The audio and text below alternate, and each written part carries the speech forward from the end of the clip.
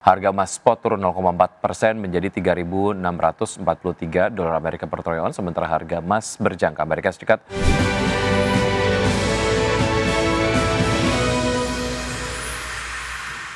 Pemirsa, harga emas melemah pada Kamis akibat aksi ambil untung setelah sehari sebelumnya tercatat ataupun mencatat rekor tertinggi sepanjang masa. Investor kini mencermati sinyal lanjutan dari The Federal Reserve terkait dengan prospek pemangkasan suku bunga. Harga emas spot turun 0,4% menjadi $3.643 per troy ounce, sementara harga emas berjangka Amerika Serikat untuk kontrak pengiriman Desember ditutup merosot 1,1% menjadi $3.678. Sehari sebelumnya harga emas bergerak sangat fluktuatif, sempat menyentuh rekor baru di 3.707 dan sebelum akhirnya terkoreksi.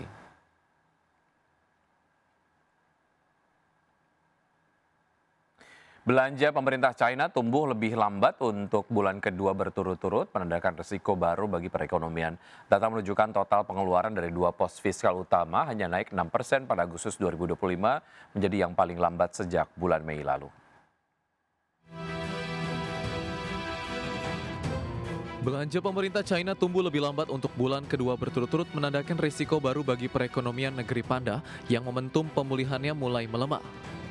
Data Kementerian Keuangan menunjukkan total pengeluaran dari dua pos fiskal utama hanya naik 6% pada Agustus 2025 dibandingkan tahun sebelumnya, menjadi 2,7 triliun yuan.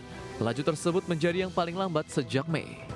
Sementara itu, penerimaan gabungan pemerintah dari anggaran publik umum dan dana yang dikelola pemerintah hanya naik kurang dari 0,3% menjadi 1,6 triliun yuan. Akibatnya defisit anggaran periode Januari-Agustus melebar menjadi 6,7 triliun yuan. Pelemahan belanja ini mengikuti percepatan stimulus fiskal pada awal tahun ketika ekonomi terbesar kedua dunia itu menghadapi tekanan dari tarif impor yang diberlakukan Donald Trump. Pada Agustus, penerbitan obligasi pemerintah bersih juga melambat untuk pertama kalinya tahun ini sehingga membatasi ruang belanja Beijing.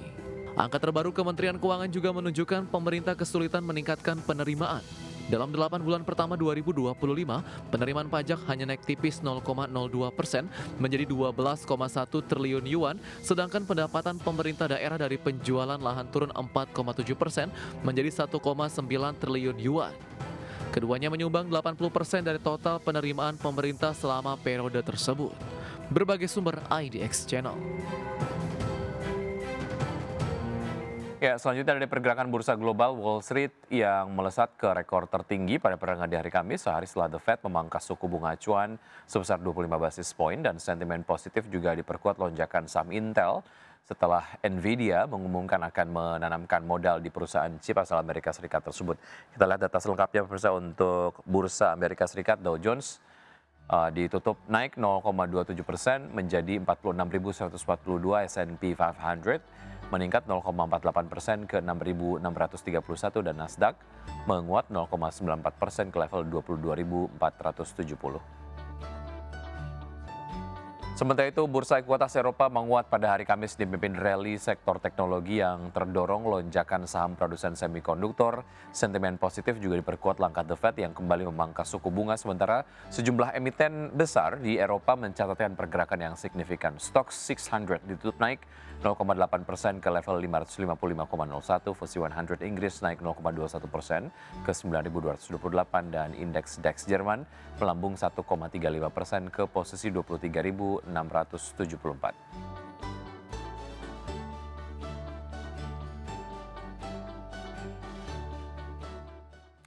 Dan pemirsa, untuk berbincang pagi hari ini kita sudah terhubung bersama Bapak Ray Sialagan, Head of Equity FAC Sekuritas Indonesia. Selamat pagi Pak Ray. Selamat pagi Pak Wiki. Baik, terima kasih sudah bergabung sama kami Pak Ray. Semoga kita sehat selalu ya Pak Ray. Selalu semangat. Baik, kalau kita lihat dari pergerakan IHSG yang kemarin melemah begitu pasca beberapa hari sebelum ditutup melemah kemarin begitu, mencatatkan rally menembus level 8 ribuan pasca Bank Indonesia menurunkan tingkat suku bunga acuan, kemudian juga ada sentimen dari The Fed sendiri yang menurunkan tingkat suku bunga acuan. Harusnya sih ini kemudian menjadi booster untuk IHSG melanjutkan rally, tapi terjadi koreksi kemarin. Menurut analisa dari Anda seperti apa Pak Ray? Iya, menurut saya memang momen kalau ada all time high seperti itu memang rawan aksi profit taking, apalagi dibuka gap up waktu pagi ya. dibuka gap up kemudian langsung menguat ke all time high di 8.068, rawan akan aksi profit taking. Selain itu, menjelang tenggat waktu ada rebalancing FTSE, tanggal 22, tanggal 19 dan 22 ini, mendorong, saham-saham yang akan di-rebalancing itu mendorong dana asing keluar dari situ. Hmm. Kemudian seperti, ada beberapa saham yang asing menjual besar, sehingga IHSG-nya terbatas kenaikannya, seperti itu, Pak. Iya, artinya secara teknikal dan juga secara level ini memang sudah kemudian menjadi satu momentum yang wajar untuk IHSG mengalami koreksi sehat begitu ya. Artinya memang tidak ada Ya, satu hal yang perlu dikhawatirkan secara fundamental begitu ya, Pak Rey ya. benar sekali. Baik. Ini makanya Baik, heeh, kalau kita lihat ke beberapa sentimen ataupun beberapa isu lah ya terkait dengan makro ataupun fundamental ekonomi Indonesia mengenai era APBN tahun 2026 yang memperlebar defisit ke 2,68%. Bagaimana pasar sebetulnya melihat ini, Pak Rey? eee, pasar melihatnya harusnya ini ekspansif ya, tapi belum dianggap riskan karena masih di bawah ambang 3%, yang menurut Undang-Undang Keuangan Negara. Kebijakan ini harusnya dinilai positif apabila belanja tersebut diarahkan untuk sektor-sektor yang produktif, gitu. Oke, artinya harus kemudian dipastikan oleh pemerintah sendiri bahwa melebarnya defisit ini diikuti dengan penggunaan ataupun belanja yang lebih produktif. Jika kemudian cenderung konsumtif, maka ada Ya, ketidakyakinan dari investor sendiri mengenai tata kelola dari defisit ataupun mungkin era APBN tahun 2026 begitu ya. benar, Oke, Bapak. artinya pasar melihat ini positif selama itu adalah untuk sektor Yang produktif. Baik, The nah, Fed sudah memangkas suku bunga acuan 25 basis point dan memberikan sinyal 2 kali pemangkasan lagi di tahun ini. Kenapa IHSG justru melemah meskipun sentimen globalnya positif.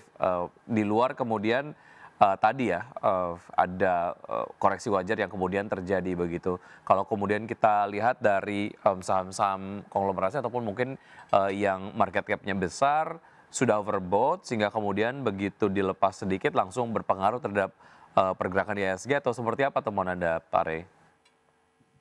iya, yang menjadi pemberat kemarin kan termasuk itu adalah saham-saham perbankan, eee, yang termasuk, Big Four bank itu, kecuali yang asing tidak jual itu kan BBRI yang sudah berkurang penjualannya.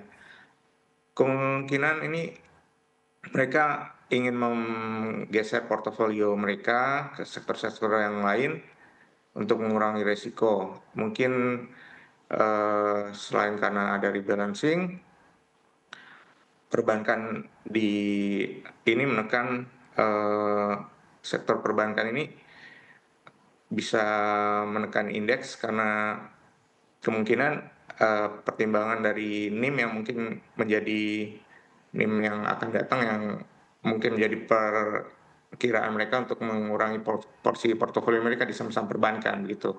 Oke. Baik, saham-saham perbankan yang kemarin melemah, apa analisisnya ataupun apa rekomendasinya di perdagangan hari ini? Apakah mungkin pasca koreksi kemarin saatnya untuk masuk atau Anda melihat masih ada kemungkinan untuk saham-saham perbankan untuk melanjutkan pelemahannya, Pak Rey?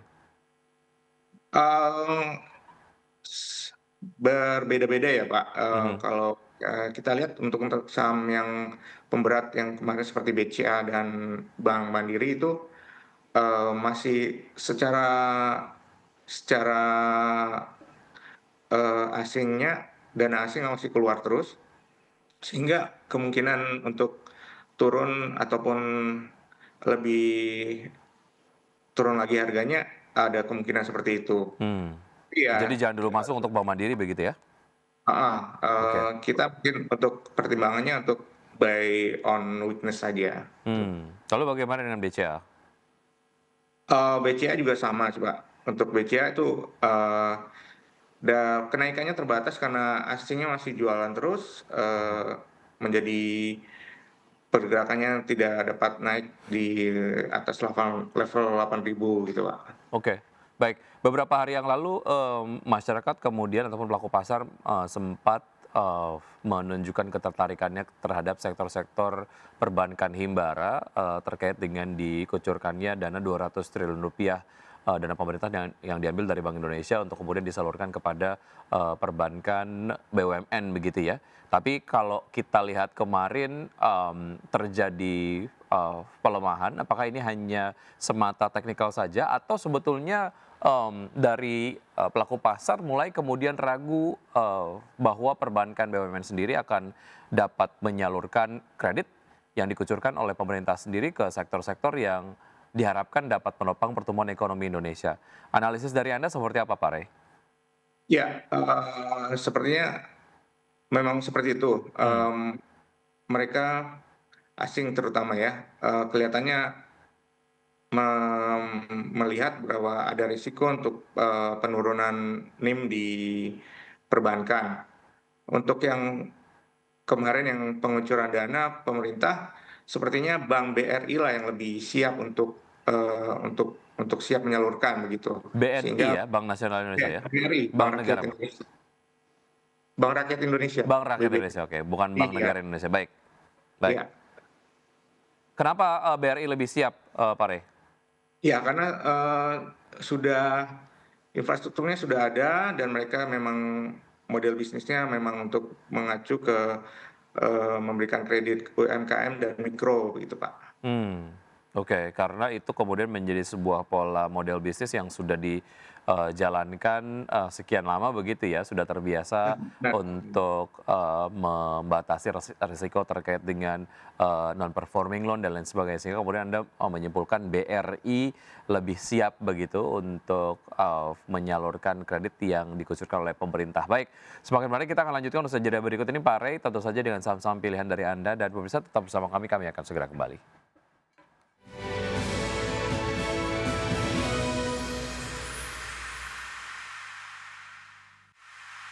Terima kasih Anda masih bergabung sama kami. Pemirsa, indeks harga saham gabungan atau IHSG ditutup pelemah namun masih mampu bertahan di level 8.000-an di hari Kamis, dan pelemahan IHSG terbatas ditopang saham Grup Prayogo Pangestu yang kembali bergairah dengan saham BRPT dan PTRO melesat 16,94% dan 14,7%.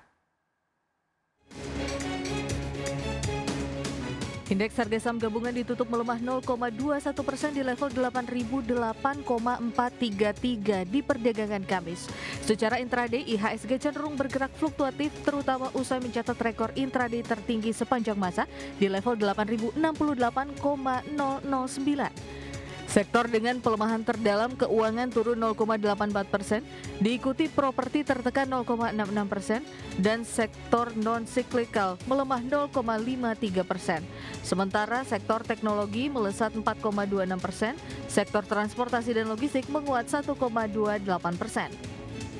Saham-saham Prayogo Pangestu menjadi penggerak utama IHSG. Saham BRPT ditutup melesat 16,94% di level Rp2.900 per saham. Saham PTRO ditutup melonjak 14,7% di level Rp5.150 per saham. Saham Brand ditutup menguat 1,68% di level Rp9.075 per saham. Saham Cuan ditutup menguat 4,98% di level Rp1.580 per saham. Sementara dua saham bank menyeret indeks ke zona merah, di mana saham BBCA tercatat sebagai pemberat utama ditutup melemah 1,91% di level Rp7.700 per saham, dan saham BMRI ditutup melemah 2% di level Rp4.420 per saham. Adapun IHSG hari ini terperosok ke zona merah terdampak aksi profit taking usai tembus level intraday tertinggi sepanjang masa. IHSG melemah meskipun banjir sentimen positif. Seperti diketahui, The Fed akhirnya memangkas suku bunga 25 basis poin ke level 4 hingga 4,25%. The Fed juga memberi isyarat akan ada 2 pemangkasan lagi ke depan. Our monetary policy actions are guided by our dual mandate to promote maximum employment and stable prices for the American people. At today's meeting, the committee decided to lower the target range for the federal funds rate by a quarter percentage point to 4 to 4.25%, and to continue reducing the size of our balance sheet.